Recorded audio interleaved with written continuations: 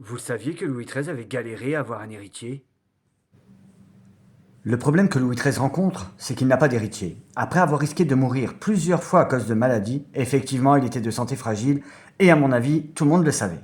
Donc forcément, les prétendants au trône se réjouiraient si sa mort arrivait.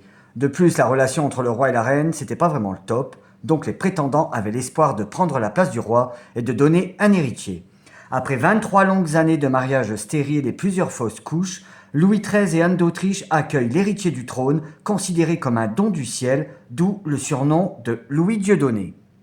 Pour le roi et la reine et plus tard le futur souverain Louis XIV, la naissance est due à des neuvaines qu'a réalisées le frère Fiacre auprès de Notre-Dame de Grâce du 8 novembre au 5 décembre 1637. Bon, je vous explique en quelques dates. En janvier 1638, Anne d'Autriche prend conscience qu'elle est à nouveau enceinte. Le 7 février de la même année, le roi et la reine, donc Louis XIII et Anne d'Autriche, reçoivent officiellement le frère Fiacre pour s'entretenir avec lui sur les visions qu'il dit avoir eues de la Vierge Marie, de la promesse mariale d'un héritier pour la couronne. Louis XIII lui demande d'aller faire une neuvaine en son nom à l'église Notre-Dame de Cotignac pour la bonne naissance du dauphin.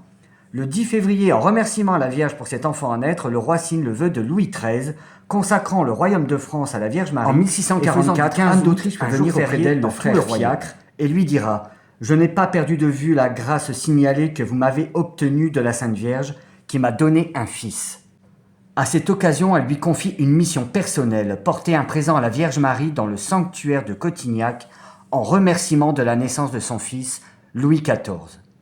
Le 14 mai 1643, Louis XIII s'éteint à l'âge de 41 ans, soit 33 ans jour pour jour après son père Henri IV, des conséquences de la maladie de Crohn. Son corps est porté à la basilique Saint-Denis sans cérémonie selon ses volontés. Avant de mourir, il rédige un testament visant à limiter les prérogatives de sa femme, la nouvelle régente, Anne d'Autriche. Celle-ci le fait casser dès qu'elle en a connaissance. Affaire à suivre.